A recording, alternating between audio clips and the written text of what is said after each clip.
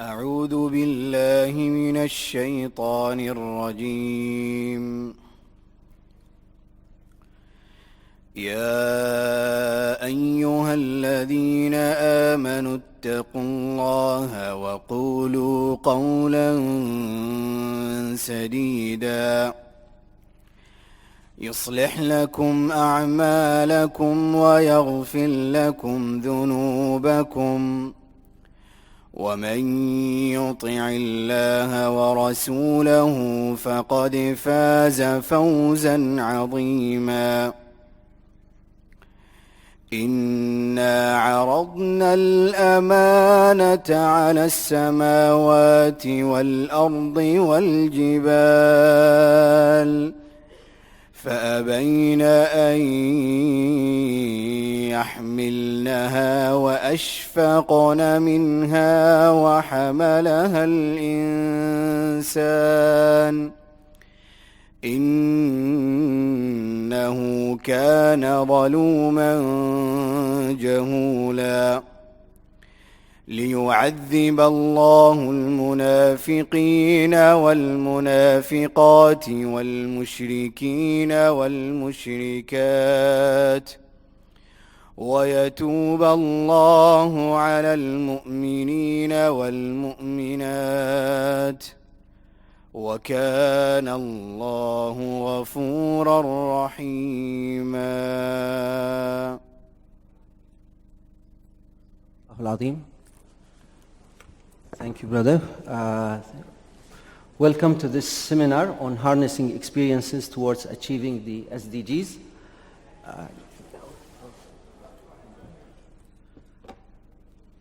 As you know, in 2015, the entire world have endorsed a new agenda for development, Agenda 2030 for Sustainable Development. All countries, 193 countries, have endorsed this new agenda for humanity.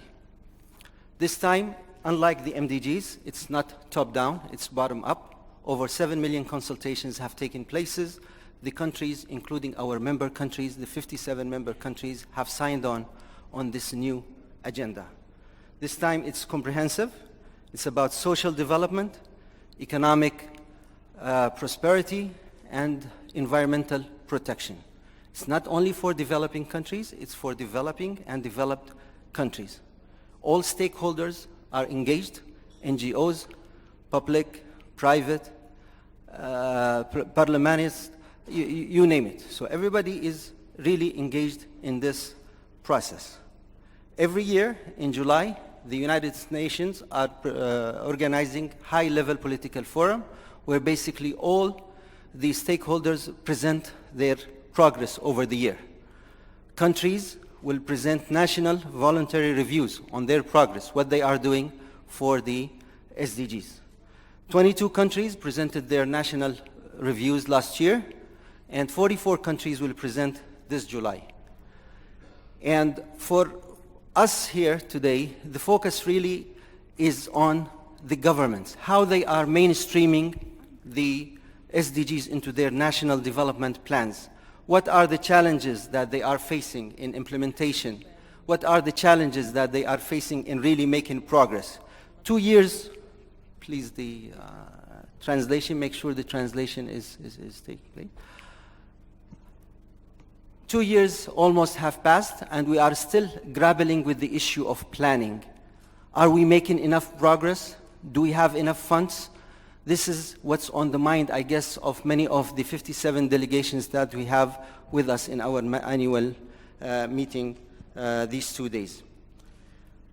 Actually, we have assembled a very powerful panel for you. We have 3 distinguished ministers. We have a senior vice president from the World Bank, vice president from the IDB. So we have 3 ministers. We have 2 vice presidents from MDBs, and we have Jeffrey Sachs. That's a category by himself.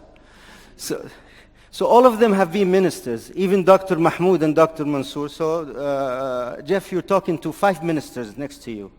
So we'll see how we're going to do this 90 minutes with 5 ministers and 2 vice presidents and Jeffrey Sachs. I don't know what to say. Professor Jeffrey Sachs, I guess.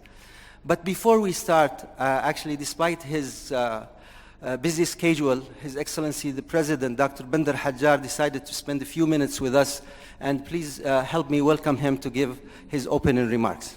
Dr. Bandar, please.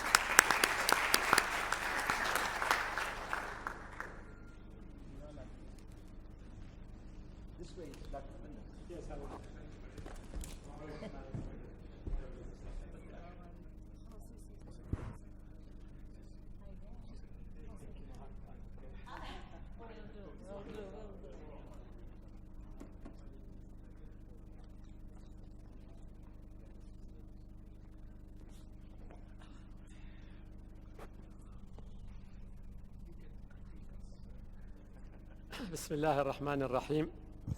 الحمد لله رب العالمين، والصلاة والسلام على سيدنا محمد وعلى آله وصحبه أجمعين.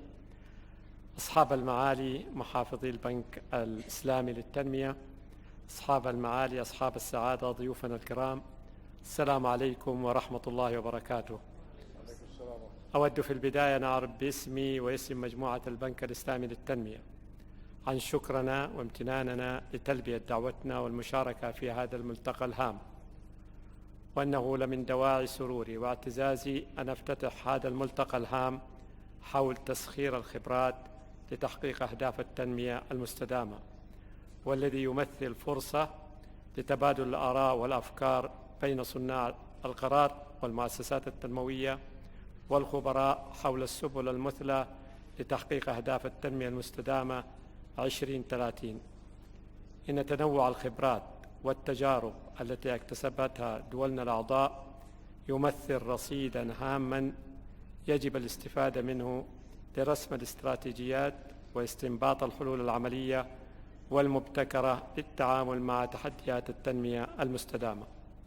وفي هذا المجال أريد التأكيد على حرص مجموعة البنك الإسلامي للتنمية على لعب دور الريادة في تشجيع تبادل الخبرات ونشر التجارب الناجحة التي من شأنها دعم مجهودات دولنا الأعضاء في المواءمة بين أهداف التنمية الوطنية وأهداف التنمية المستدامة ضمن أجندة 2030، والتي اعتمدتها جميع دول العالم كإطار استراتيجي للنهوض بحال البشرية جمعاء. كما أود التأكيد على سعي البنك إلى تطوير أساليب عمله بما يستجيب إلى تطلعات دولنا الأعضاء والتعامل بأكثر فعالية مع الأشغال التي لم تنجز في حقبة الأهداف الإنمائية للألفية السابقة، وخاصة حشد أكبر حد ممكن من الموارد المالية الكافية لتحقيق الأهداف التنموية. وأخيراً أريد الإعراب عن تطلعاتنا إلى ما سيخلص إليه اجتماعكم من توصيات، والتأكيد على التزام البنك بترجمة هذه التوصيات إلى خطط وبرامج عملية، راجيا من الله العلي القدير أن يكلل أعمالنا وأعمالكم بالتوفيق. والسلام عليكم ورحمة الله وبركاته.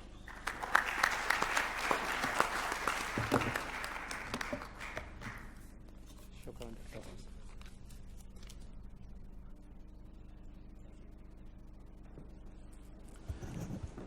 Thank you very much, Mr. President. And just like to say that we have also members of the management of IDB in the audience here, and we have few governors. Forgive me for not being able to recognize everybody in the audience. And for the sake of time, and even before all the panelists are really not needing a lengthy introduction, so if you don't mind, I will just get to the chase. Well, let's start with Professor Jeffrey Sachs, who's a well-known person, author, troublemaker sometimes, but I hope he's for the sake of development.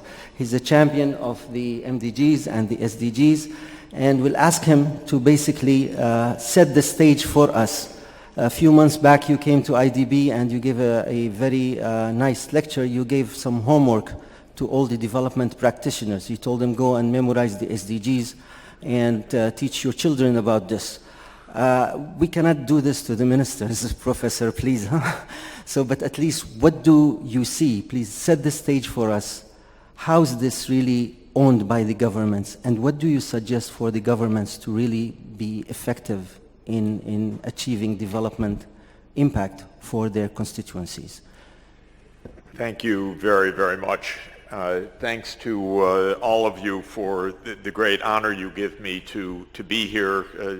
And Mr. President, thank you for your commitment to this wonderful institution and its role in achieving the Sustainable Development Goals for the 57 member countries and for the whole world, in fact. I remember the day that the Sustainable Development Goal concept was adopted. It was in 2012, on the 20th anniversary of the Rio Earth Summit. It was the anniversary meeting to review what had happened 20 years after the world adopted 3 treaties: the Treaty on Climate Change, the Treaty on Protecting Biodiversity, and the Treaty on Stopping the Spread of Deserts. That's the Convention to Combat Desertification. You know, the world's governments came together in June 2012 and they said, we have a serious problem. We adopted these 3 treaties 20 years before, but we haven't implemented them. And in fact, the world is in worse shape 20 years after than in the Rio Earth Summit in 1992, because climate change continues even more dangerous than ever. The loss of biodiversity everywhere, spreading of deserts, more droughts, declining rainfall, more and more places. So the idea of the Sustainable Development Goals was a kind of global act of courage and need, because the government said we need a different approach. We can't leave these crucial issues just to international lawyers and diplomats. It's not working. We're not honoring the need to combine economics, social justice, and environmental sustainability. So the idea of the Sustainable Development Goals was to make a breakthrough in public awareness and understanding. As you know, it took 3 years to negotiate the goals. And from the point of view of my homework, when I said 17 goals to know them, it's a big number, 17 goals. But you should be aware, please, that when the UN General Assembly came together for the first time in 2012 to discuss what should our goals be, there were 300 goals proposed. So we thank the UN General Assembly for getting it down from 300 to 17. They couldn't get it down lower than that, but they got it at least down to 17. Now, this is a very complicated agenda, unfortunately. We're trying to combine economic development, social justice, and environmental sustainability. And this is not easy to accomplish, unfortunately. And the reason is that it requires a change of how our economies operate.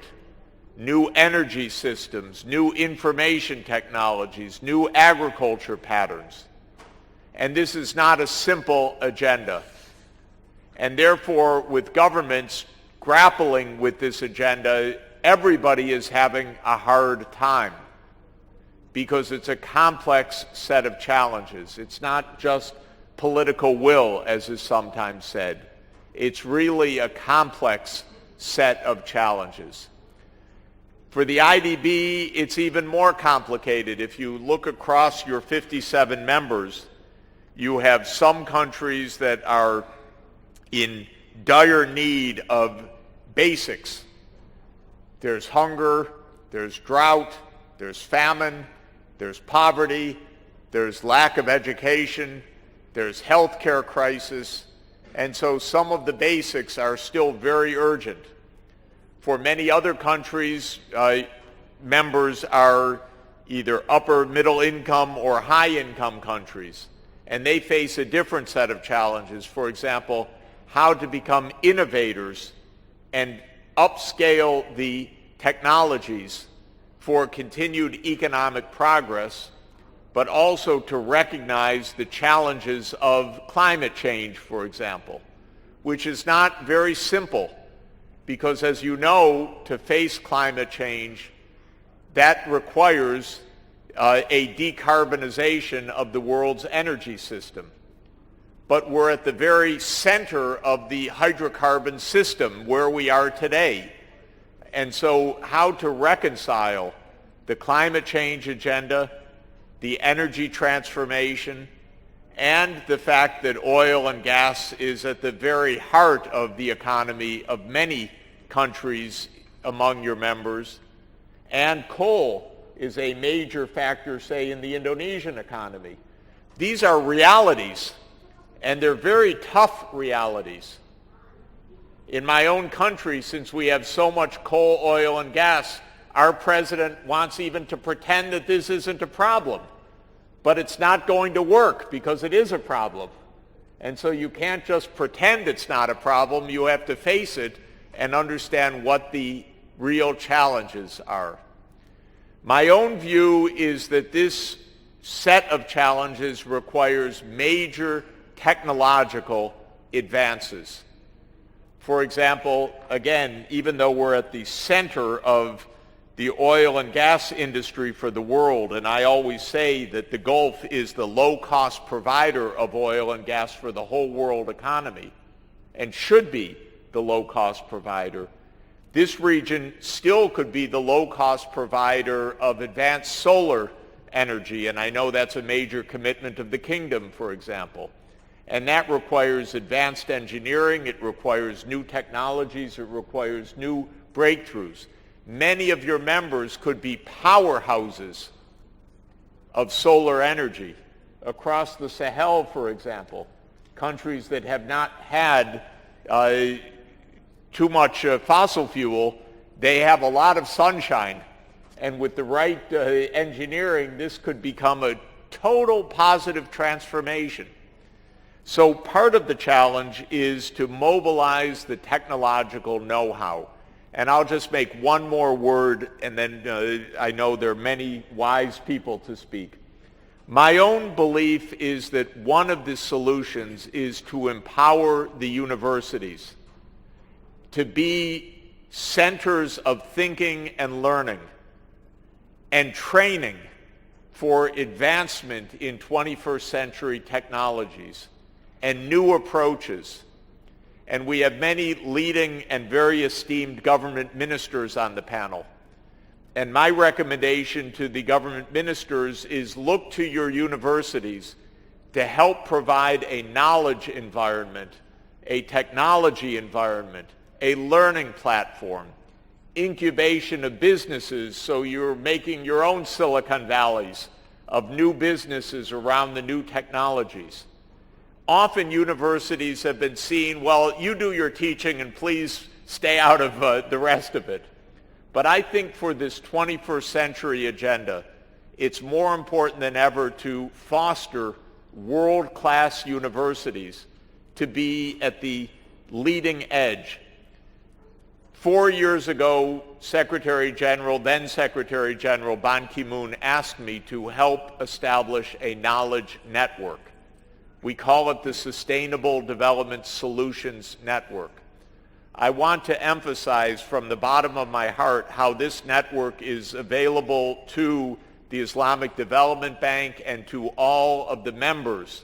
We want to help you to create that knowledge network so that you can take the lead on problem solving. And I'll just say one more word. Creating a network is vital for two reasons.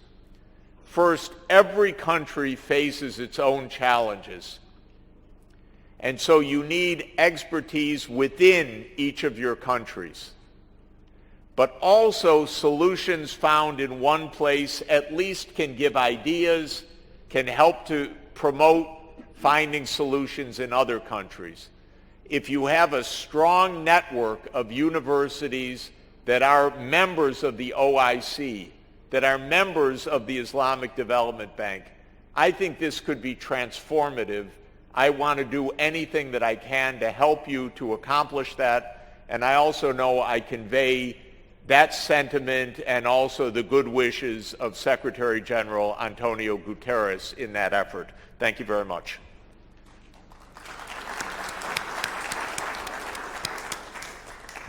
Thank you, Professor. Coming from academia, this might be very interesting. I'd like to listen to the politicians who might not have the time and the luxury to wait for the product of the universities. Some people have terms, some governments have immediate needs that they need to deliver, and maybe this is the right thing to do, but it's really challenging. And if I may start with the Minister of Finance of Indonesia, the most populated country in our member countries. 17,000 islands, over 1,000 ethnic groups, some 700 languages, 3 time zones. And we're talking about 17 SDGs, 169 targets, and we have people like Professor Sachs teaching these SDGs like a religion, and you have only 3-4 years, Madam Minister, to do something about this.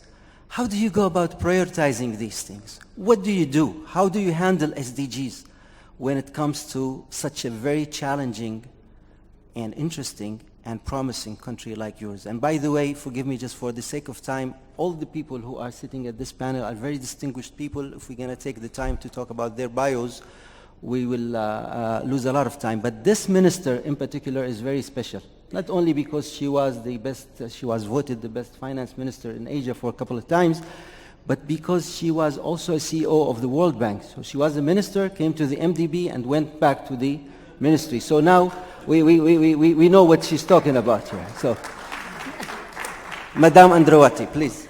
Thank you very much. I think you frame it really well, and especially I think making a bridge between what Jeff has already presented and then to the more practical or as a policymaker. First, I think Indonesia is in a very unique place. We've already achieved during the previous commitment, global commitment of MDG, 48 out of 67 indicators in this case has been achieved.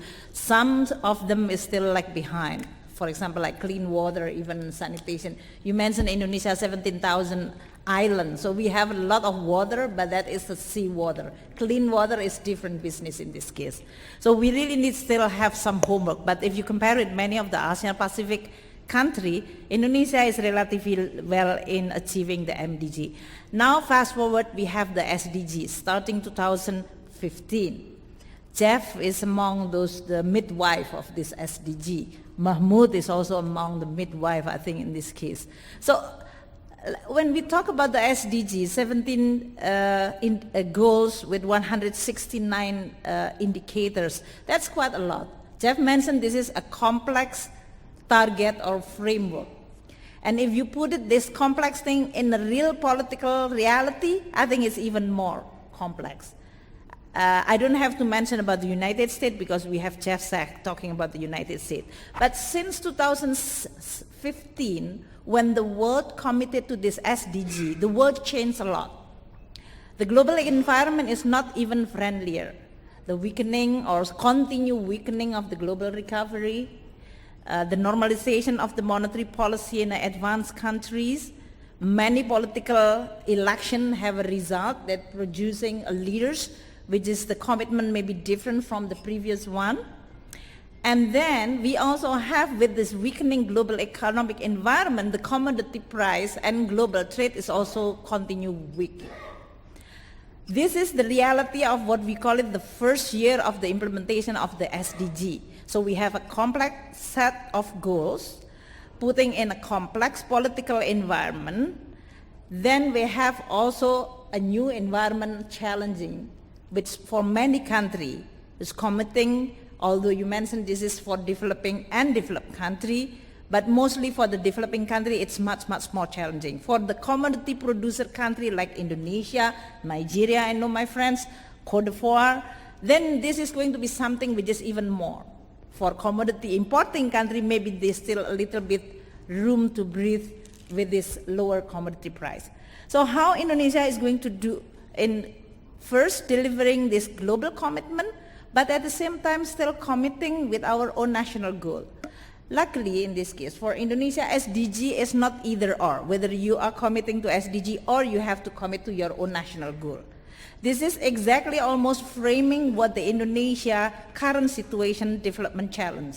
So when you mention about ending poverty, you're talking about water, you're talking about energy, gender equality, you are talking about partnership, these and sustainability, as Jeff mentioned earlier. I think this fits very well with what Indonesia. We have a growth rate which is relatively well, but we also recognize that inclusivity needs to be enhanced. Equality needs to be improved. So it is about the quality of growth without deteriorating even further the natural resources. So how we are going to do that? I think first integrating this SDG with our own national goals. And this is more mechanically as well as political process. It's been done through what you call it medium-term development program and then translated into annual government plan and annual budget. Minister of Budget as well as Minister of Finance as well as Minister of Development Plan is then monitor the implementation based on this priority. That is on the mechanical process. The political process, of course, we have to work with the Parliament in terms of whether this goal fit well with our national goal. And I think luckily we have my friends from the Parliament who attended this meeting also knows well that all the SDGs 17 goal fits well with the Indonesian own priority. Now, how we are going to do it? Many of the discussion in the SDG is actually mentioning about the resource. And as a finance minister, I know very well. I know Mahmoud involved very well on this, how to finance the SDG. And one of the biggest recommendation in this case is through resource mobilization in a domestic level. This is through taxation and how we are going to improve our capacity to raise revenue. And that's again fits well with Indonesia. We launched tax reform starting with the tax amnesty for 9 months, and then we have participated by almost 1 billion taxpayer. We collected more than 10 billion US dollars, and with the asset declaration at the amount of 365 billion, which has never been disclosed before. Now we need to continue after this tax amnesty to improve the capacity of our tax office to collect tax without jeopardizing the investment environment. And that's why we also then combine with the policy package in improving indicator of business or business indicator, ease of doing business and investment climate. I think this is how we are going to start sending that the 17 goals is a complex goal. This is not only economic, social, but also environmental. Not all of them is the responsibility of the government, but the government have a very important role in setting the policy framework and creating an environment in which both private sector, people, NGO, including, as well as international community can work together to achieve those goals.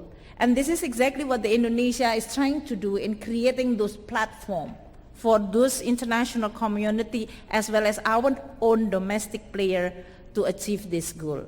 I think at the end, I'm going to say about this. SDG is entering the first, what you call it, difficult task. When many major country is sending a signal that they don't care about the global. They only care about my own country. I'm not talking about only Jeff countries in this case. But we're talking many countries now tend to become very inward looking and becoming only focused on their own political constituents.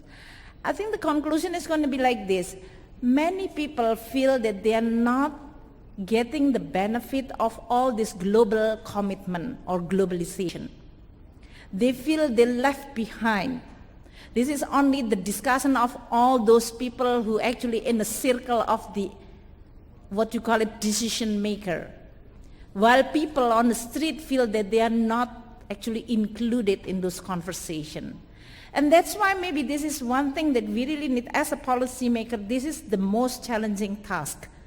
You are not only at the same time discussing in this kind of forum, which is very distinguished, elitist maybe in a way, but then you really have to connect.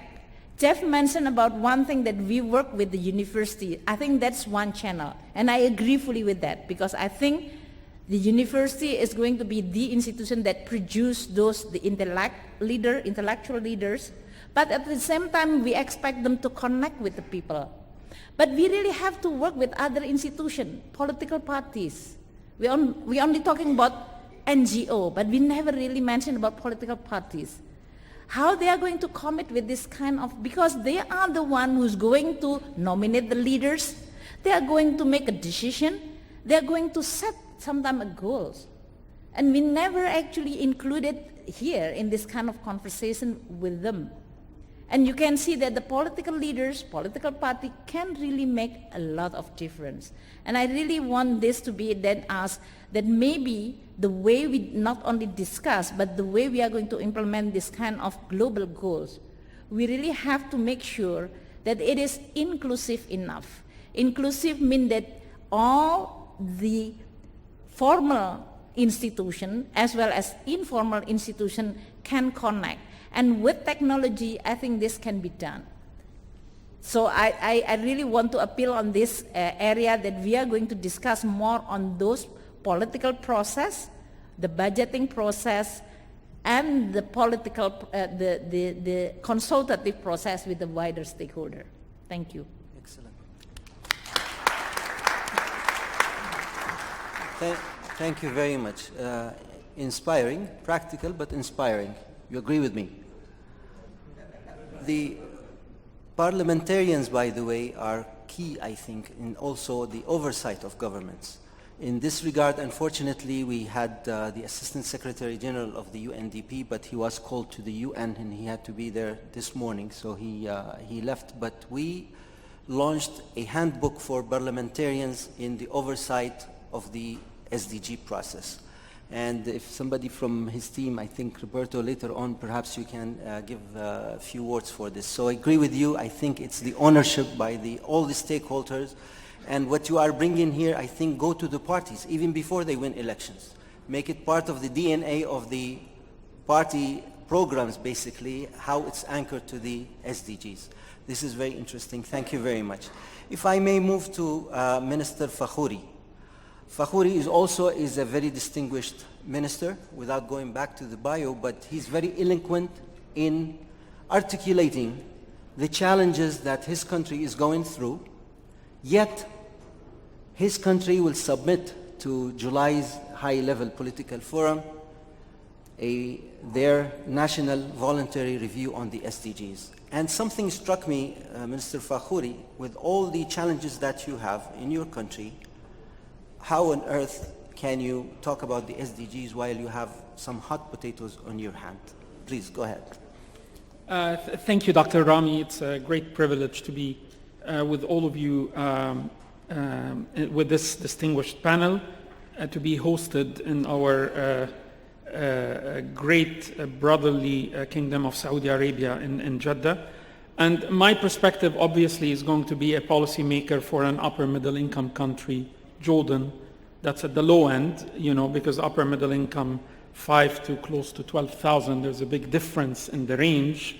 And we sometimes, one of my challenging points of talking with the World Bank and the international community is that this classification system is passé. It's 20th century. It should be gone. That's not how you look at it. And I'll comment a little bit on that as I come back to the SDGs. The 2030 agenda is clearly comprehensive and ambitious. We don't need to reinvent the wheels. All the countries have adopted that. Within it, I will add to what Professor Sachs had said. You're looking at economic development, social justice, and safeguarding the future generations, the planet, the environmental sustainability. And there's one more element that was added to that, which I think is also very critical, ensuring peace and prosperity, and the issue of human rights and the wider angle to that. I think that's very important because for our region, the Middle East and North Africa region at least, the peace side to it, the conflicts that we see are going to be massively disruptive to what we're trying to do. So that is very different than what Indonesia is facing to some extent. So we have to factor that in. The starting point is national ownership. And when I say national ownership, I don't mean just government ownership. I mean national ownership by the entire nation. I think that has to be the starting point for us if we really want to succeed in this effort. And focus on inequalities is going to be at the heart of this. And here in our region, this is applicable to Jordan, and I think all of the countries of the region, this near region, the issues of gender, women and youth are at the highest level of priority. And those issues have to come together in the right way so that we can actually deliver on the SDGs. And to me, these are the critical priorities we have to focus on. Connecting all of that is not just simply reforming education, it's the whole human resource development value chain. To me, if I want to invest, if I push our ministers of finance, as a minister of planning, I would put most of our resources fiscally in reforming the human resource development value chain. Because this is, to me, where the biggest challenge. Time is not on our side. I'll take the Arab world, for example. We're looking at 10 years, we have to create 100 million jobs. That's a massive endeavor when one thinks about what that means and how we deal with it. So from the Jordan perspective, we look at the SDGs in a way where it's not an addition. We mainstream it into our national planning framework. So we adopted a 10-year economic blueprint, the Jordan 2025. We kept it high level. This was launched in 2015. And we developed 3-year government rolling implementation plans to deliver sequentially on the targets there. The governance model, we have a Sustainable Development National Committee that is headed by the Minister of Planning, Deputy is the Minister of Environment, and it is truly a very wide public, private, civil society partnership, institutionalized partnership that continuously meets and looks at how do we look at sustainable development and how do we continuously monitor and evaluate and how do we integrate and mainstream into our national planning framework the sustainable development goals. So the process is very critical and it's bottom up, it's consultative, and this has to be real, it cannot be symbolic. And I think with time, all of us will realize the more real the process is, the more the benefits are going to be that we deliver on that. The governance obviously is very critical here. And then comes the traditional elements. The hardware part, this is the capital expenditure side. What the government has to invest across the different sectors. To me, that's the easiest part. It's challenging on the financing side, but I think it's the easiest part, and I'll mention why. I think the challenge is the software side, obviously. It's the policies, it's the regulatory environment, and this is the hardest part that has to come in. And this is where I think the MDBs have to elevate more their performance, that you don't finance just the hardware side without ensuring you have the right software package that goes with that. I think we've been doing that. I think that it's been probably, it has to be much more integrated, much more rigorous now, and we need to push each other, recipient countries and MDBs, to really push this harder on each other. The financing side, I think we all have agreed on the Addis Ababa framework, financing for development. The bottom line is going to be, if we want to deliver the trillions we need globally from the billions we have available under ODA and other things to deliver on the SDGs, we have to really implement the Addis Ababa agenda, meaning every country, every government has to do this rigorously and religiously. And by that, the key is maximizing, one, the domestic resource mobilization, creating the right public investment frameworks, doing value for money, cost-benefit analysis, and how do you wisely spend the money to finance the plans. And for us, the 3-year plans that I've mentioned that goes from regional and top-down, so bottom-up and top-down, is the basis by which we prepare the 3-year rolling plan, budget plan, that goes actually to Parliament to link the priorities to the financing of the government. And here, I'll mention the key transformation is to maximize using public-private partnership. This is the cascade approach of the World Bank Group. I think we all were at the spring meetings at the World Bank IMF meeting. This is the idea of not saying what should government finance, it's reversing the pyramid. For every single capital expenditure project fiscally for the government, the starting question should be, can this be done by the private sector? And you reverse the entire order of things, and then you unlock a tremendous fiscal space to finance that. 2 quick points I want to mention. One, what we used to do as pilots in smart drip irrigation or cannot anymore be pilots. These have to become the norm under the SDGs. So the issue of ensuring that you don't do these experiments here and there, which at the end are not going to shift any of the indicators, given the scale of the challenge, the populations we are talking to do that. The second point is you have to address the countries that have become failed states, the stabilization side and the reconstruction. This applies to, obviously, Yemen, applies to Libya, to Iraq, down the road to Syria at one point. And there's another category of countries that are neighboring these conflicting nations, the Jordans of the world, the Lebanons of the world, where, it's a massive disruption to our sustainable development agenda when you have a 20% population increase. You're the 5th poorest country in water availability. The direct costs annually are 20% of your budget, and you get an economic siege. You drop to a growth level that is 1/3 what you've been growing for 5 years, and you haven't seen this for about 40 years. And then you're told, let's deliver on the SDGs. And that is factoring in this is very critical. And finally, I come to the last point, which is the categorization issue and the financing for development.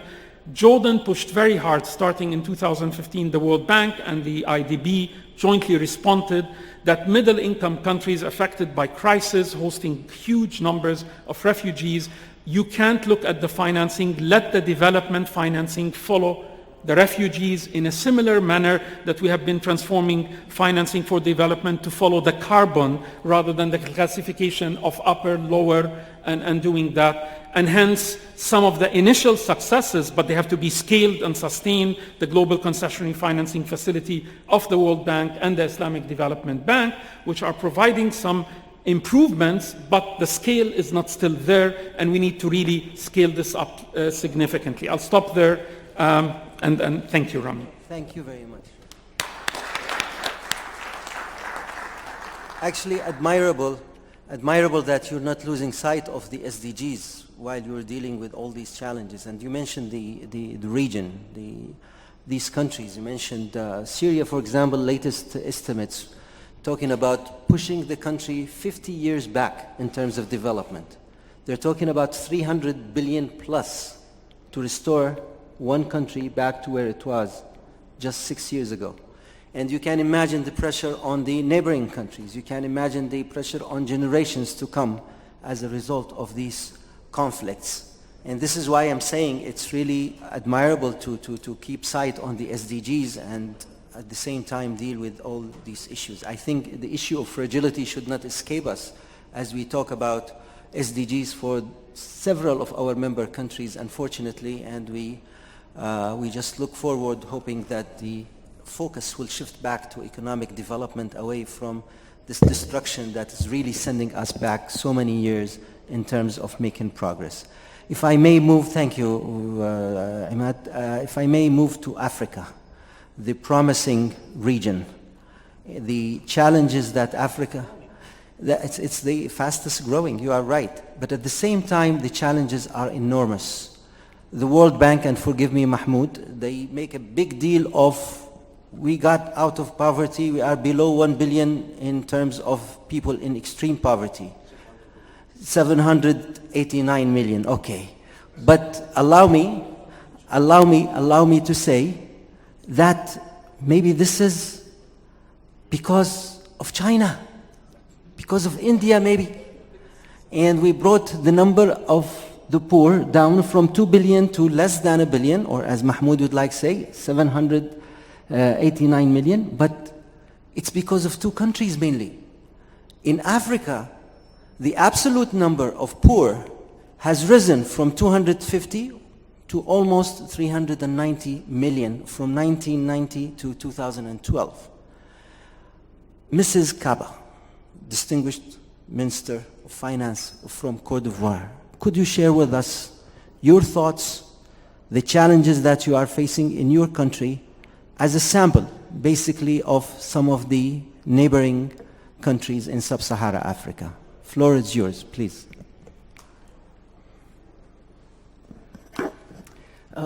Monsieur,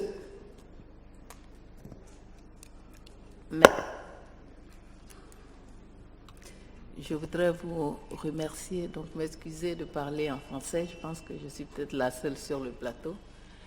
Vous remercier de me passer la parole et vous dire que j'assure actuellement les fonctions de ministre du Plan et du Développement. J'ai été pendant 3 ans, un peu plus de 3 ans, ministre des Finances, et depuis janvier 2016, je suis le ministre du Plan et du Développement de Côte d'Ivoire. Je suis donc dans le sujet puisque les problématiques, on va dire les problématiques de développement, à l'instar de tous les intervenants ici, sont intégrées dans nos plans de développement à moyen et long terme et ensuite sont déclinés en plan annuel de développement que les différents départements ministériels essaient de mettre en œuvre. Vous indiquez également que vous avez raison de le dire, peut-être que la pauvreté a diminué dans le monde, mais la pauvreté absolue elle-même a augmenté et les défis les plus importants sont en Afrique. L'Afrique est le continent, c'est vrai, où on a vu naître ces dernières décennies avec une croissance soutenue, une croissance peut-être un peu plus forte que beaucoup de pays en moyenne dans le monde, mais on a vu avec les instabilités sur le monde des matières premières que cette croissance, elle est d'abord fragile.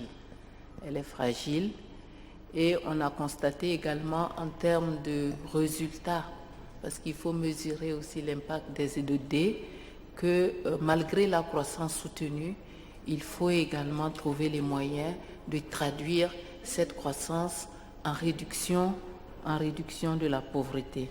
Donc le continent africain est le continent où il y a le plus de défis en matière d'ODD, surtout en matière de développement économique et de justice sociale.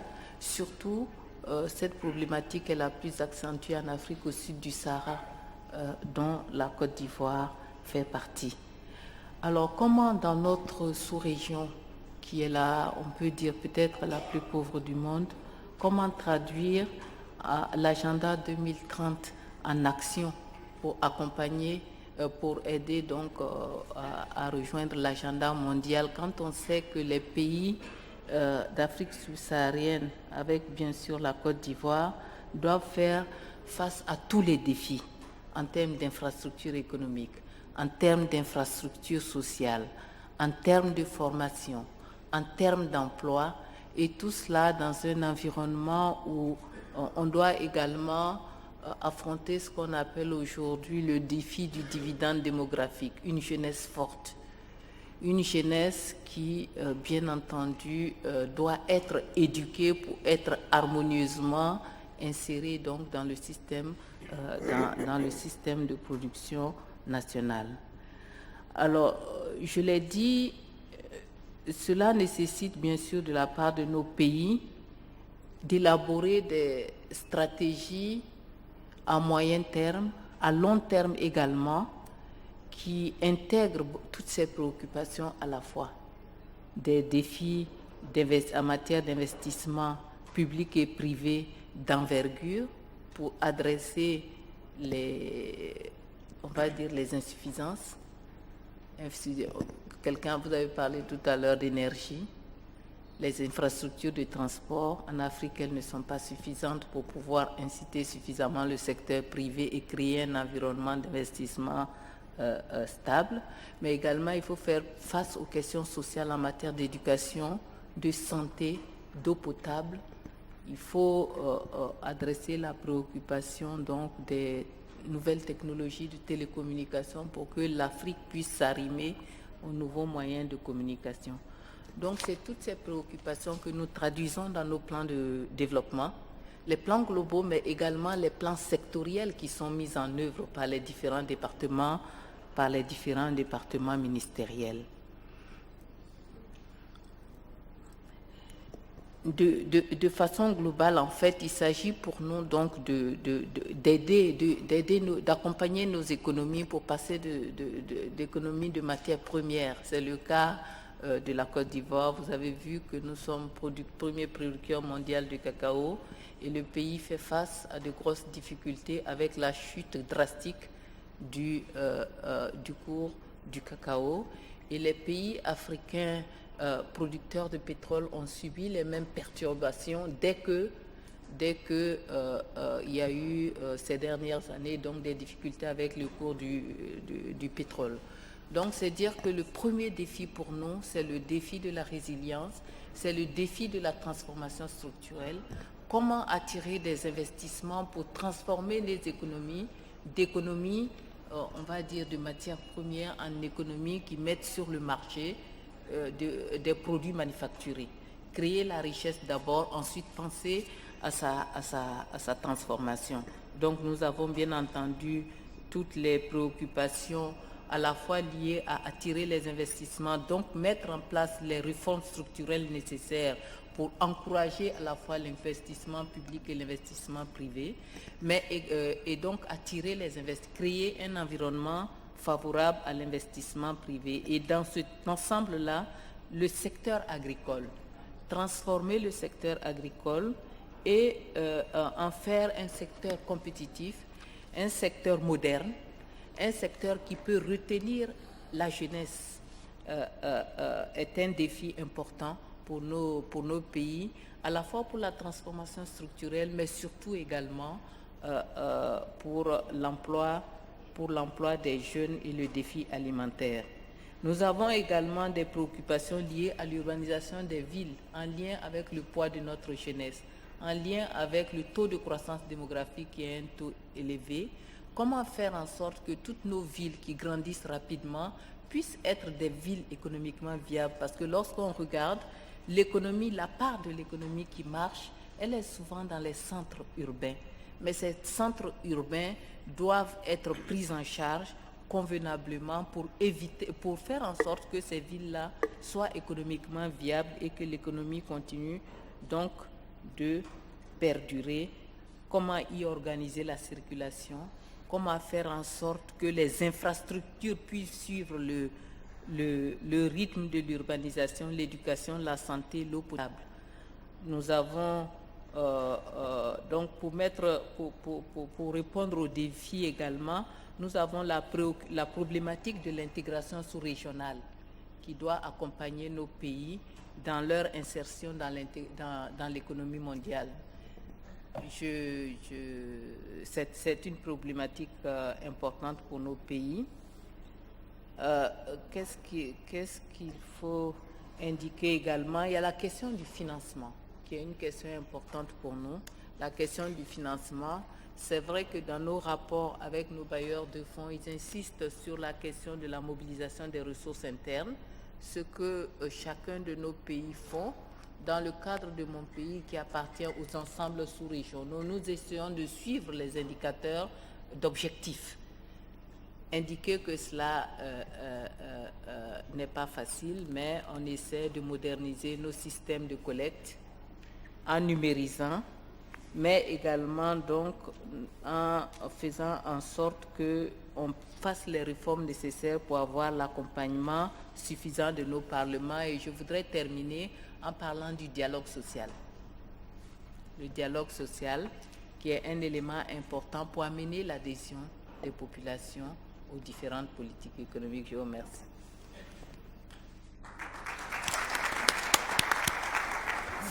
Thank you very much. A great expression of the long list of development challenges that many of our member countries really face. I think the issue for policies for the private sector is very important. And I think you bring something, maybe Dr. Mahmoud will have a good segue into his comments. If we are encouraging domestic mobilization of resources in countries where robust tax systems are not in place or not perhaps accepted socially or politically. I mean, how do you deal with this? So maybe this is a good segue into introducing Dr. Mahmoud. Dr. Mahmoud Muhyiddin is also a very special person, an academic, a former minister for 6 years, I think, investment minister, and then he moved to the World Bank where he played several roles, but he lived with the beginning of the SDGs, one of the other midwives, as Mrs. Andrawati said. And he's a champion in advancing the Agenda 2030 in general, but will challenge you, Dr. Mahmoud, on the issue of funding. You always talk about funding, money, and we're not going to let you go off the stage until you explain to us, how do you connect this Addis Ababa to the SDGs? It's not clear in the heads of many people, and also, how MDBs, you listen to 3 ministers, how MDBs really can help the governments with this long list of challenges that they have to achieve the SDGs. Easy question for you, I guess, Dr. Mahmoud. You have the floor. Right. Assalamu alaikum wa rahmatullah. Thank you so much, Dr. Rami, for your kind invitation and introduction. Very good event thus far with the insightful comments by the previous speakers. I'd like just to share a couple of things. Since I last met you, Dr. Rami, back in Washington during the spring meetings, I was on the road since and didn't go back. And it's all about events, activities, conferences, talking and discussing the Sustainable Development Goals. In some circles and in some meetings, like these, if you ask the audience to raise their hands if they have heard before about the MDGs and the SDGs, you'll get some sort of favorable response. But if it has happened in the case, actually the 3 cases of Vancouver in Canada, Hurghada in Egypt, and Nairobi in Kenya, when I met the business community of the women entrepreneurs of Vancouver, the investment bankers of the Middle East, and the Euromoney conference discussing financial inclusion in Nairobi, the knowledge about MDGs and SDGs was very limited. And this gets us back into this issue of the national ownership that the ministers talked about in different ways. Whether the development community will continue and keep talking to itself, while those who are going to be doing the heavy lifting, like the women entrepreneurs of Canada or the financiers of the Middle East or the financial inclusion gurus of Nairobi, are not involved as they should. We can always say, well, it's the start of the SDGs era, but again, I asked about the MDGs after 15 years of doing or not doing them, and again, the answer was very much disappointing. So I think, and we've been discussing that with Amina Muhammad, the Deputy Secretary General, and she's aware of something beyond campaigning and beyond putting some YouTube adverts. I think the issue of engagement and ownership for the sake of active implementation needs to be taken more seriously. Then, well, we have heard the challenges and some solutions, and I'll focus on the finance. But finance without data is not going to be happening and is going to be following the wrong targets. And I'm happy that the bank managed to produce the Atlas on Sustainable Development Goals, and we started that this year. It's going to be an annual update of it for all countries, for all of the SDGs, as much as we can get the data. And here, if the MDGs were not really that big in terms of requirement of data, we had only less than 60 indicators, but many of them were not able to be developed, to be achieved or to obtain from the countries. Have missing data, have bad quality data, we have lagging data for many, many countries, including the member countries of this esteemed bank, the Islamic Development Bank. So I think we need to do more and better, especially with the advances in technology, to cooperate in getting the data right, to help the decision-making process. And the decision-making is not just about the governments, it's only about government only, but includes indeed the private sector and the household sector. ADIS and the finance. Well, ADIS in few seconds is basically 4+3. If you haven't read the document, if you didn't come across it, or you only read part of it, so it's about 4+3 things. 4 related to finance and 3 related to related matters to finance. Official development assistance, domestic resource mobilization, domestic private finance, external private finance. These are the 4 on the financing side. Add to that trade, add to that debt management, and add to that technology and knowledge transfer. And I'm happy that Professor Sachs reminded us of the role of science, technology in the implementation and the delivery. The financing part are as follows. ODA, if you rely on ODA, you will not achieve any of the SDGs. Why? Because they are limited. And the only hope for ODA is to use them to catalyze the effort and to leverage the private sector finance. Why? Because ODA, even after some recent improvement in the figures, coming up from averages of 135 billion to a bit more than 140 billion, this is less than what one country by the name of Holland in Europe spends in one item, which is public health. This is less than 1/3 of what Germany spends on public health. The figure is very important indeed for some of the least developed countries, especially the fragile and post-conflict, but it's not enough. We need to mobilize the funds in a way to help the private sector and other means of funding to do the better job for funding the SDGs. Then domestic finance. Before getting into the DRM, because we have many good solutions there.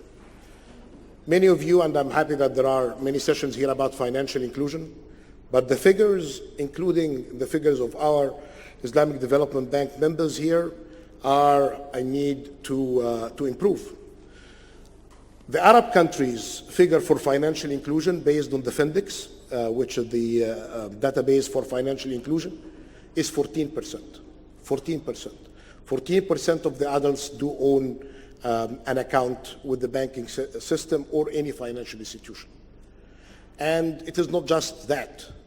If you are less than 25 years of age, you are less likely to get an account. If you are a woman, you are less than 50% of a chance to get an account. If you happen to be in a rural area, you are less than that by 10% to get an account.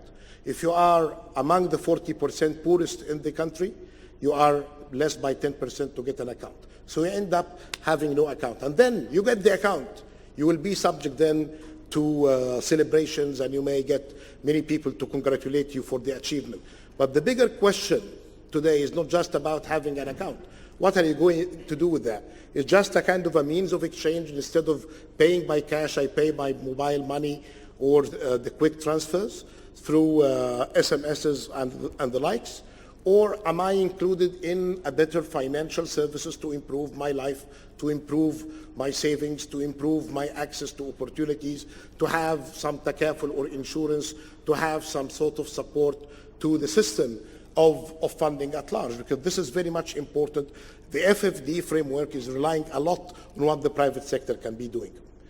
Then the rest of the funding from the private sector, external and domestic, it's all about regulatory environment and the business environment, and I'm happy that many countries are taking that kind of work seriously, and the ministers mentioned that in different ways about attraction or fixing the regulatory or legal frameworks.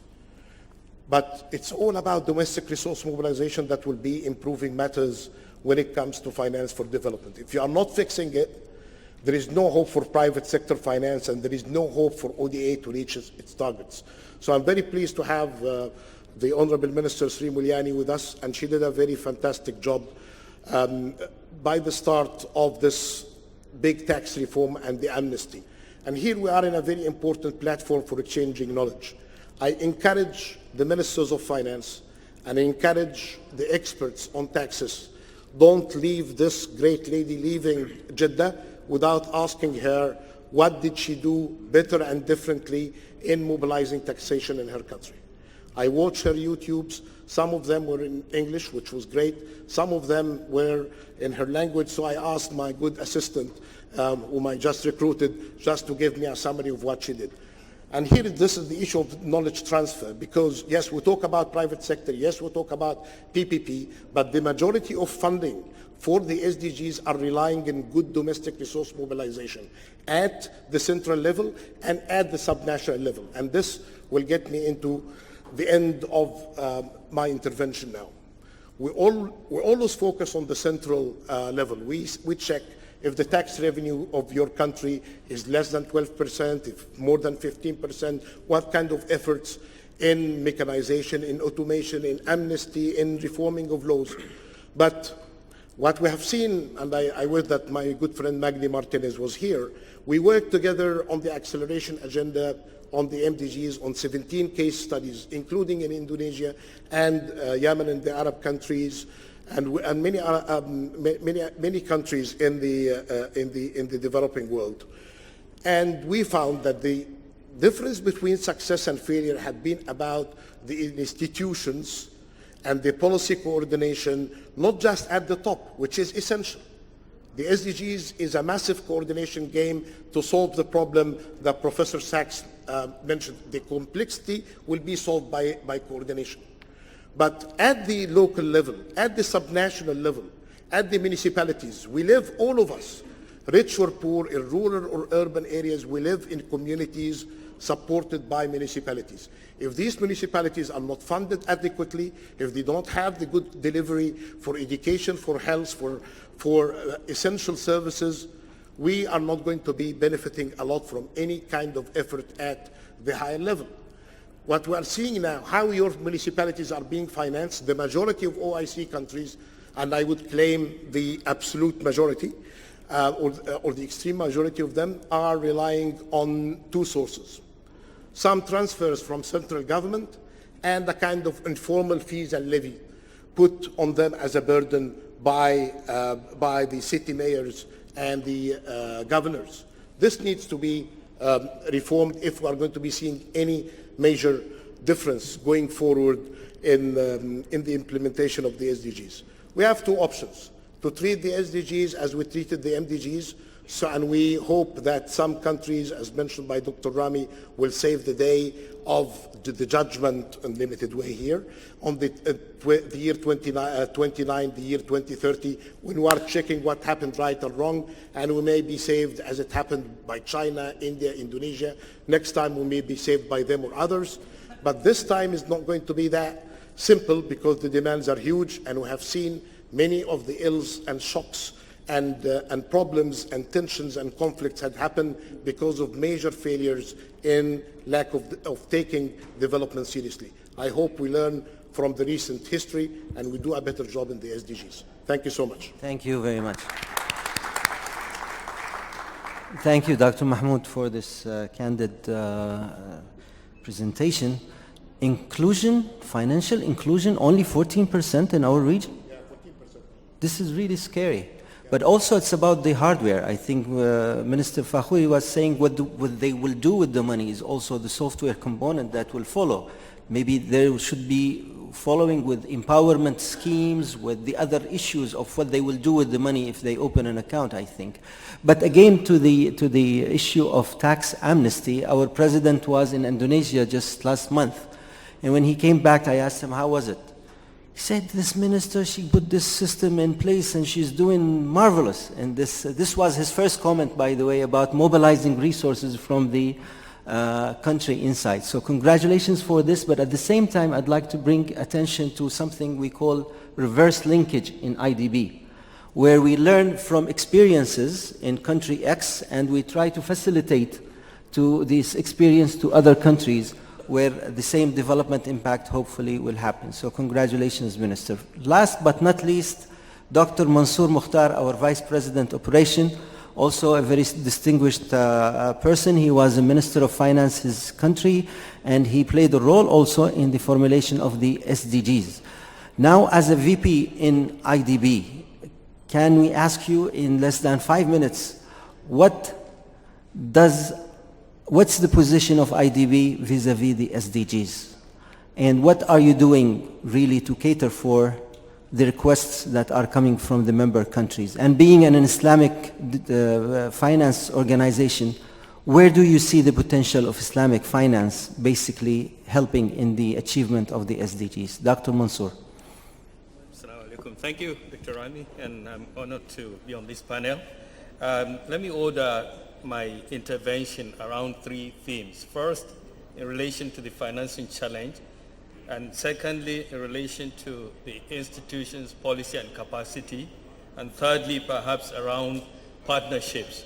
Now, in relation to the first, I think the key point to note and appreciate is that much as we have scaled up our efforts in financing, providing financing to member countries over the last couple of years, we are now averaging 5 billion from about 2.5 billion pre-crisis, pre-financial crisis, and we've kept that tempo. We do appreciate that there are obvious limitations in terms of given the financing gap. And like other MDBs, we're working hard to see how we could leverage the scarce resources through partnerships with others, blending our finance. We had an initiative with Bill and Melinda Gates Foundation, and we're building it up with other philanthropies and other governments to mobilize resources that will help soften the terms and allow us to put in some more money on the table. We're also working to catalyze private sector, public-private partnerships. But I think that our greatest contribution would be, as an institution, given our comparative advantage, would be in supporting the development of Islamic finance industry, a sector that has tremendous potential, a sector that grew from 1 trillion in 2009 to nearly 2 trillion in 2014, despite the financial crisis that was being experienced. In this regard also, so the idea is for us, as part of our 10-year, major thrust of our 10-year strategy, and also the present 5-year program, to look at ways of promoting this as an alternative and innovative source of finance that will complement and supplement available resources. And in this regard, I have to point out that given its inherent characteristics and underlying principles, Islamic finance is very supportive of the achievement of SDGs, given the principle of risk sharing, the principle that is based on asset creation, the principle that is based on socially responsible investment, and all of these are very conducive. So looking at that, there are possibilities in Sukuk issuance, Islamic bond, to mobilize domestic resources to finance infrastructure, but to supplement government resources for development. There are possibilities in the area of Islamic social finance, zakat and awqaf, where charity endowments could be pooled in a more efficient way. We are not realizing the full potential there, and deployed to serve, to address poverty. We have also possibilities in provided by Islamic microfinance, among others. So lots of possibilities there that Islamic Development Bank is seeking to promote through enhancing regulatory environment, providing policy advice, looking at market diversification, product diversification, market innovation. And the second area in relation to institutions and policy, we talked about the need to look into the effectiveness of resource utilization beyond mobilization, and also mobilization itself. And that requires lots of capacity, and we now need to look at ways of providing knowledge and advisory services to our clients. We're doing this in partnership, but we appreciate that we are not really, we don't have the firepower of some of the bigger organizations like the World Bank in terms of the resources we could deploy to support that. So the niche that we have for ourselves is in really being a connector and facilitator among our member countries, South-South countries, given the evolving global development landscape where we have many of our member countries that have advanced. We're able to connect them to share knowledge. You made reference to reverse linkage, but we have other platforms like the Arab-Africa Trade Bridge that was initiated to promote trade across these countries. So lots of possibilities there, emphasis on regional integration, regional cooperation. Right now we have a meeting every year during the annual meetings. We have a meeting of regional organizations here to come and exchange knowledge and ideas. And the third area is in relation to partnerships. We want to go beyond the traditional partners to look at a new president is looking at a new developer model that will really tap into the latent energies and creativity of civil society organizations, of the academia, and thanks for the suggestion, to really foster greater multi-stakeholder involvement in addressing the development issues that confront us.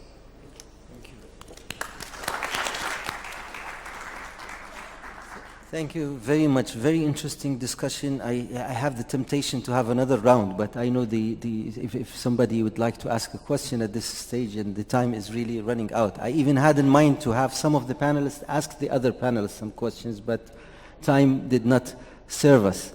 I wanted the ministers to challenge the MDBs somehow and ask them, do this for us, or what can you do for us?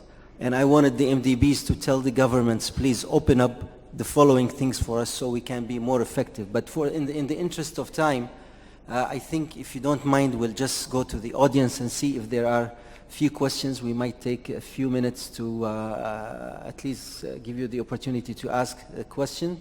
Please, the mics, where are the mics? Okay, come please. And please make it as short as possible. A question is usually defined, few words ending with a question mark. Somebody stood up. Okay, go ahead. Thank you. I would like to ask First X if you can please tell us more about clinical economics and the importance of differential diagnosis to prioritize development assistance to support the SDGs. And I would also like to ask our esteemed panelists from the World Bank if there are any limits to growth given the planetary boundaries. Thank you. Okay, thank you. Go ahead. The idea of clinical economics or differential diagnosis is to identify the particular challenges in particular places. And boy, did we hear a lot of wisdom just now. I thought that all of that was reflected. Different countries face different priorities, and it's very important to use the SDGs and a set of metrics to identify what are the pressing areas for most urgent interventions. I may take 1 minute, if I might. I wanted to just say a few words about that in this regard, tying a few things together.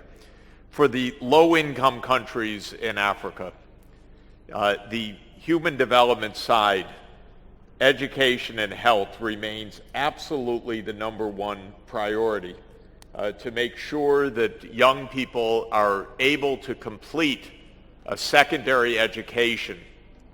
This is crucial.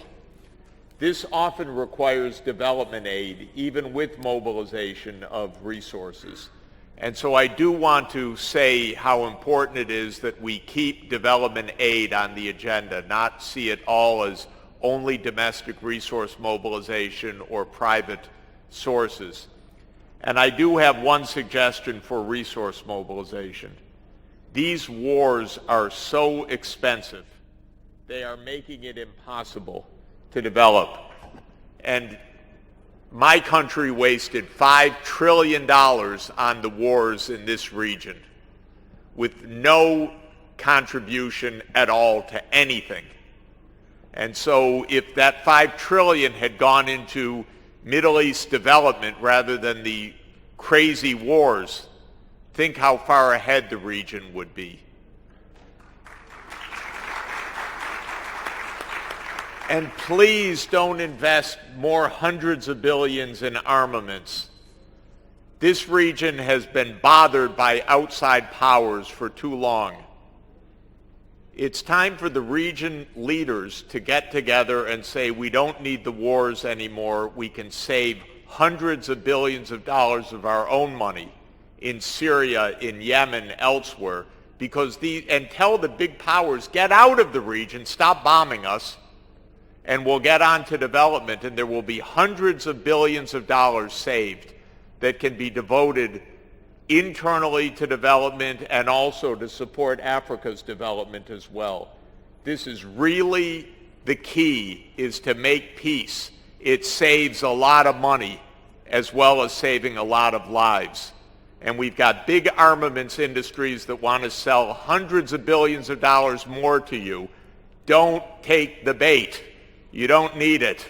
You just need peace, and then you can get on with development. Thank you. Thank you. Thank you. Farid, could you repeat your question quickly? Quickly, please. I just wanted to ask if there are any limits to growth due to planetary boundaries.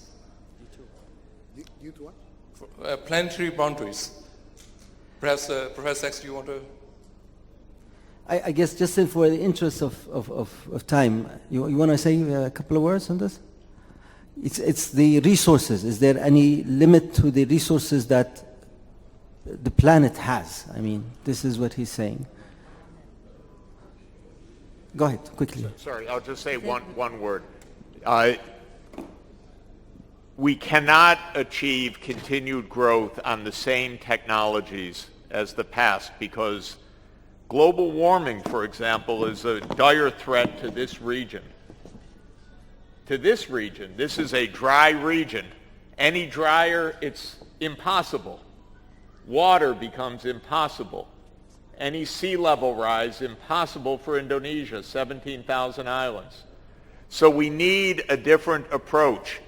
The limits to growth are not really limits to development. They are limits to specific technologies. There is really massive availability of alternative energy, but it has to be developed and chosen. Yeah, if I just may add, well, the simple answer to the question is no. That we have all of these countries, especially the ones focusing until this moment in exporting raw material without any value added, and then you get the proceeds deposited in one foreign bank, and you get lots of illicit flows, and at the same time you say, well, this particular country needs to be helped by different means and different support from external aid. This kind of arrangement for development didn't really help us achieving what we wish to see. And I think some of the recent models of emphasizing manufacturing, investment in human capital, investment in infrastructure and the production, and more importantly, dealing with the challenges of corruption, illicit capital flows, will get us the resources required for sustaining development. Those who are blaming lack of resources or population increase for their failures and mistakes in managing their own economies, they know very well how to fix it if they get their act together, do better coordination in their policies, stop the harm through illicit capital flows, and we'll see then how we can do better in the development agenda. Can I follow up on what Jeff Sachs mentioned in this case? in the interest of time, can we listen to 2 more questions, and then I will give each panelist a closing, if you don't mind. Just because 2 ministers, Your Excellencies, are requested to go to the Procedures Committee, I understand. So we'll try. Yeah, exactly. Okay, so 2 questions, one from the middle here, one from the front, and we'll move. Just the mic over there, please. Quickly, please. Mics. Very short questions, please, and then we'll please take the opportunity to answer the question while you give your closing remarks. Go ahead. Yes, I'm Roberto Valen from UNDP. You made reference to me, so I just wanted to make reference to the Minister of Finance of Indonesia that related to the role of parliamentarians and parliaments, and indeed when it comes to the SDGs. And there is a handbook that has been produced between the ISDB, the UNDP, and the Global Organization of Parliamentarians Against Corruption, that actually is really providing critical elements in terms of capacities, knowledge sharing, and experiences sharing on parliamentary functions from the oversight side, essentially keeping governments and institutions accountable to the delivery of the SDGs, because that's a global and universal commitment, but also on developing laws, the parliamentary legislation type of development, etc., etc. And that obviously relates also to the role of parliamentarians, but also governments, to the mainstreaming and acceleration of the SDGs. And that's fundamental as well. Excellent. Is this report available online? It is available online, and it is also around with organizers of this conference. Excellent. Thank you. One question in the front, please, before we go back to the panelists. And we really apologize for not giving the opportunity to all the hands that were raised. Thank you. This is Shams from Islamic Development Bank. My question to all the panelists is, the theme of this annual meeting, if you see behind, is youth economic empowerment. What role do you see youth playing in achieving SDGs, and what SDGs will do for youth? And my son last night asked me, he's 6 years old, he asked me this question, Baba, you're coming late these days, what's the problem? And I told him we have the annual meeting. He said, what do you do there? I said, we're trying to solve the problems the world is facing. My question to the panelists is that, what hope should I give my son that when he becomes youth in 2030, he will be 21 years old? If we achieve the SDGs, what opportunities will he have? And if we don't, how should we prepare him for that? Thank you. Can we go back to the panelists? Please, Mrs. Andrawati, please. First, I would Just like 1 minute each, please, if you can. Just very quickly, for following up what Jeff mentioned about, there is no planetary limit as long as we actually can change the technology of how we are going about of our economic growth. And the question then in this case is about technology policy and accessibility, and that is exactly the core of many of the discussion that we could discuss here, and I do hope that the source of the technology can be also included in the discussion. I think on the side conflicts, which I fully agree, to be able to have SDG as a long-term commitment. So you cannot just rely on one-term government and one leadership. And that's why sustainability in terms of the political process definitely need 2 branches of the power, that is executive and parliamentary, and to be able to commit on what matters for the future of this planet. Third, on the young youth in this case, I think by 2030 we are going to close to 9 billion population. Many of the country is going to be more or less past the what you call it demographic dividend. So many of the youth today is going to be the teenage, or even in this case in the 20s by 2030s. The world is going to change a lot. But what really matters, technology is going to change the dynamic. Even now, I'm a policy maker. 10 years ago I was finance minister, and now I'm finance minister. You really respond to this technology, and especially among the young, it's really different. That they are now giving you a feedback immediately or fast, and that's why in terms of the response is going to be very important. What is really important for the policymaker? Investment in human capital. That is going to be very critical. But that's not only amount of money. Indonesia spent 20% of our budget for education. The question is, then it's not about the money, but how you spend it. And that's why I mentioned earlier that this is not only resource mobilization, but how you use the resource. How we are going to do it, for example, on education. It could be using this technology. You are going to have a much better. It's no longer like a classroom, but you can monitor the effectiveness of the classroom, that is the teaching. And you really use the technology to have a much more massive. Indonesia is a big country, and that's why in remote area that is going to be matters a lot. Connectivity, not only in terms of hard infrastructure like road and port, but also IT. The second one is, of course, job, the quality good of job. I mean, the young, you are not going to be in school forever. They are going to enter job every year. And what does it mean in terms of this job creation? I must admit it is challenging. Today's job can be destroyed in the next 10 years because of this automatization as well as robot technology of the robot. And that is really creating for most a challenge for the policymaker to always communicate with the youth about what is going to be the future like and what kind of education. We are now investing in Indonesia on a vocational. Are they going to still relevant? Some of it, yes. Others, maybe no. When Indonesia in 70s, 80s opening for the labor-intensive manufacture, maybe in the next 10 years is no longer available. And that is something that really need higher level of wage with a higher level of productivity will require innovation and good capacity. Last thing, because the question about nutrition and so on.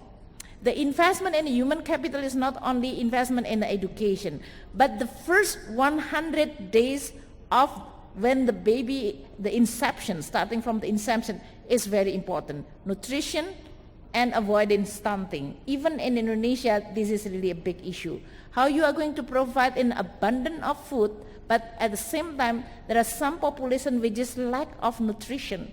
That is something which really need to be solved, and we can actually discuss on what you call it knowledge sharing in many of countries, how to avoid, on the one hand, food waste, but on the other hand, there is also a nutrition problem. So that may be something that I'm more, as a policymaker, inviting more. Be open, be connected, and be communicated with the young, with the youth. I think that is going to make you more alert and aware about idea, because there are so many ideas out there, and we never pretend that we know everything. Thank you. Thank you very much. I think the Procedures Committee are calling for both of you, Minister Andriawati, Minister Fakhuri. So if you can take just 1 minute to conclude, and maybe both of you, if you don't mind, you'll be escorted to the Procedures Committee. President is presiding over it for the Board of Governors. Please give you 1 minute concluding. Very quick remarks. I think the challenge for many of us today is not just your national development plan. It's the exogenous factors that are hitting you. So it's the resilience part that has to come and complement. So you can't just nationally plan without building a complementary plan to help mitigate the issues that are disruptive to your economy based on a resilience trajectory. The second part that you shouldn't underestimate, and this comes back to the youth side, the human resource development value chain needs massive reform. If we're not going to address this with enough depth and enough resources allocated from the finance ministries of the world, really the transformation that we need to do is going to be very minimal, and the jobs of the future, the unemployment challenge, and all of that are going to get harder and harder. You thought the MDGs were difficult, they were easy. They were very much centered on quantity, not quality. The SDGs are very much the software side, and you can't do business as usual models anymore. The third part is the issue of adaptation and the issue of turning challenges into opportunities, and the issue of leaving no stone unturned. I'll mention very quickly, in the Jordan case, we used to be the 5th poorest country in the world. Because of the Syrian refugees, we're the 2nd poorest now in the world. Right now, we're accelerating what we were doing very well in terms of reusing water, recycling water at every possible stage, and re-putting that back in the economy. And we even have to do this much more. On the energy side, we have lost our gas supplies from Egypt when prices of oil were $110 in the middle of the Arab Spring. You don't have a lot of options, so we immediately had to remove subsidies, fix the regulatory framework, diversify energy, and we are implementing now through the private sector $3 billion in 2.5 years of solar and wind projects in the country, building up a 10% contribution of our total energy by 2020, and we have many more rounds of renewable energy. That's really the transformation of turning challenges into opportunities that you really need to do, and you have to do it fast because we all don't have the luxury of time to do that. Thank you. Thank you very much. If you don't mind, we will conclude at this point because we do have, in addition to the Procedures Committee, there is another event taking place in 10 minutes, and they want the stage. Unless you really need to have a burning issue that you need to put in 30 seconds. 30 seconds? Well, in 3 seconds. Okay. The young need jobs, decent jobs. Decent jobs, yes. So invest in the opportunities to get them the jobs. Decent jobs. Okay, thank you very much. Okay, with this, I think you want to say something very quickly? No, well... 30 seconds? 30 seconds, if you want to conclude, please. Oui. En 3 secondes, donc, indiquer que par rapport à tout ce qui a été fait comme débat, effectivement, l'un des défis majeurs pour nos pays reste la question de la jeunesse. J'ai parlé tout à l'heure de démographie et de dividendes démographiques. Eu égard au poids de cette jeunesse, je pense que l'essentiel de nos politiques devrait tourner vers ces questions de démographie, d'éducation et de santé. Et par rapport à la mobilisation des ressources extérieures, le rôle de l'aide publique au développement qui a tendance à baisser aujourd'hui doit pouvoir donc retrouver de la vigueur. Je vous remercie. Thank you very much. Please help me thank all the panelists. Thank you very much for being here.